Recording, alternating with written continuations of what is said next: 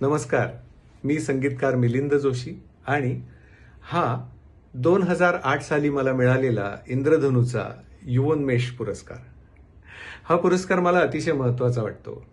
कारण की इंद्रधनुने हा पुरस्कार मला माझ्या करिअरच्या अतिशय सुरुवातीच्या काळात दिला. एखादा सिनेमा आलेला होता, काही नाटकांना मी संगीत दिलेलं होतं, कार्यक्रम सुरू होते, उत्तम दाद मिळत होती.